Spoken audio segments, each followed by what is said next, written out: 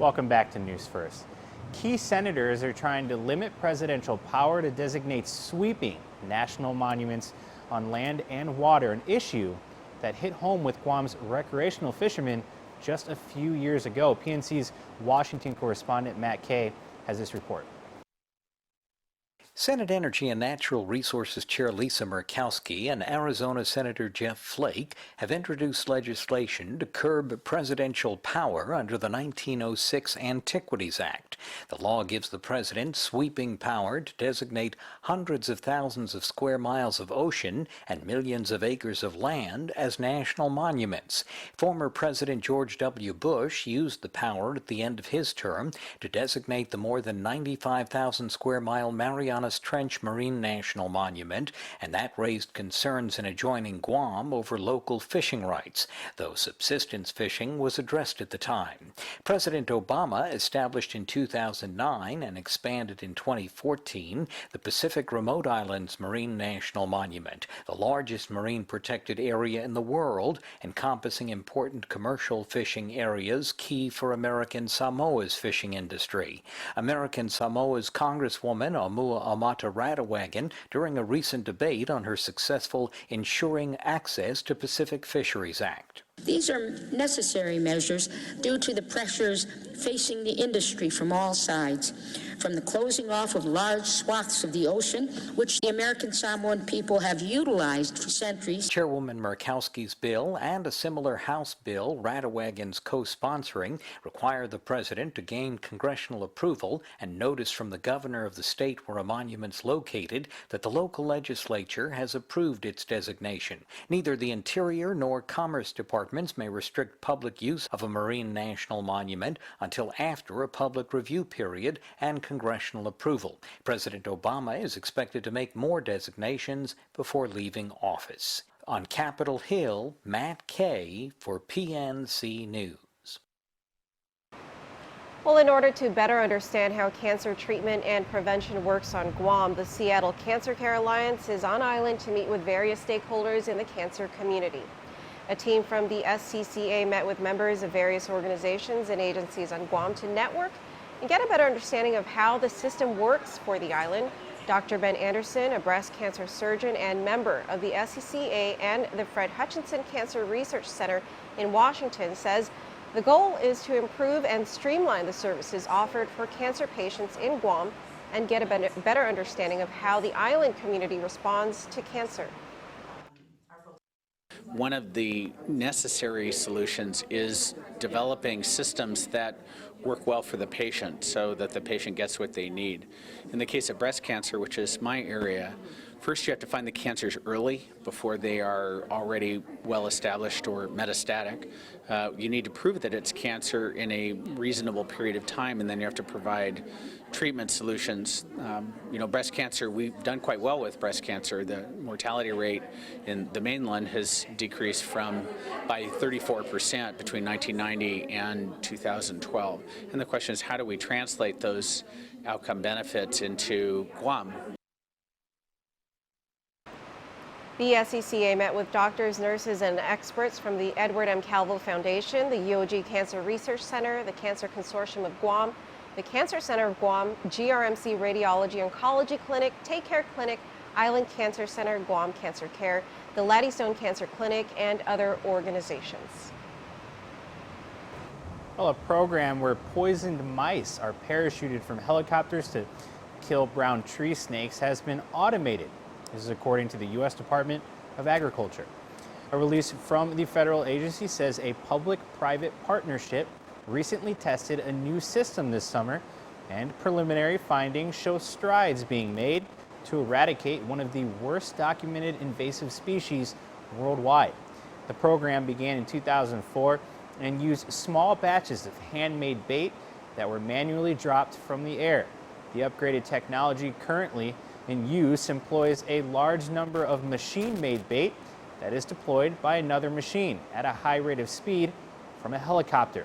A test site of 270 acres will be monitored over the next year to determine the impacts of the new tools and guide future efforts to eradicate brown tree snakes, quote, in strategic locations for the recovery of native wildlife species, end quote. Since its estimated introduction in the 1940s, the brown tree snake has led to the extinction or elimination of most wild populations of native birds, bats, and lizards. The island has an estimated 1 to 2 million snakes, according to the USDA. Little 4-year-old Noah Cruz needs GUAM's help. Noah was diagnosed with a rare disease a few weeks before his 4th birthday and will need a bone marrow transplant in order to survive. Guam Medical Association President Dr. Thomas Shea is organizing a bone marrow drive to help his parents, Brittany and Mike Cruz, find a match for their son, who is currently getting treatment in Colorado. So Noah was diagnosed with HLH, which is a very specific type of disease called hemophagocytic lymphohistiocytosis, which damages his immune cells. So what they're doing right now is giving him chemotherapy and treatment to suppress his immune system. And once he gets into remission, then he needs a bone marrow to live. If he doesn't get his bone marrow, he will die. Dr. Shea will be bringing in Dr. Roy Yonashiro, recruitment specialist from the Hawaii Bone Marrow Donor Registry. Dr. Yonashiro helped with the 2003 Drive for Justice, and the Guam Medical Association is hoping to have the same success for Noah. Even if you don't think you qualify, you never know. So just show up. Tattoo is okay. If you have a tattoo, come on out. If you're pregnant, it's okay. Come on out. So bring your family, bring your friends, spread the word right now. Just block that weekend. That's going to be a Drive for Noah weekend, and hopefully we can get enough people that within that batch, we can find a match for Noah. Those between the ages of 18 and 44 are encouraged to come to the Drive for Noah at the Agana Shopping Center from October 14th through the 16th. Well, for this episode of Know Your Vote, we head down to Umatic to talk to mayoral candidate John Q. Sanchez and incumbent Johnny Kanata. Here's more. First up is incumbent Mayor Johnny Kanata. Should he be elected, Kanata would celebrate his second term as mayor of one of Guam's southernmost villages. We asked Kanata why he decided to run for re-election. It's because there's more things that needs to be done within the village. Kanata says his experience as mayor will undoubtedly give him an advantage should he be re-elected. He says he already has experience with working with the villagers and working towards solutions to some of the biggest issues that are facing his village. But what are those issues? The most important right now is to try and get our cemetery repaired. And there was a money that was appropriated, but it's still not enough for the cemetery. We have the bridge, we have our roads that needs to be repaired. Kanata says the erosion at the cemetery is a growing issue for the village, and you will continue to work towards a solution. But why should people vote for you? Because I'm going to work hard. If they put me back in, I'm going to be working twice as hard as I was working the first term. The people of the Umatic is the most important thing in the village, is to help them, work with them, and they're the one that will put you here, and they're the one that can take you out. Next up is John Sanchez. Sanchez is a former Navy Public Works Center employee. He left his post after a 10-year stint to work for GovGuam, where he retired as a firefighter. We asked him why he wants to run for office. The reason is lack of activities down in our village. I would like to come in, and if I'm elected, I would like to come in and provide and implement activities or programs for our people down there. What are some of the issues facing Umatic from his perspective? One of them is the baseball field. Baseball field needs a lot of repairs. We have our bridge. It needs restoration.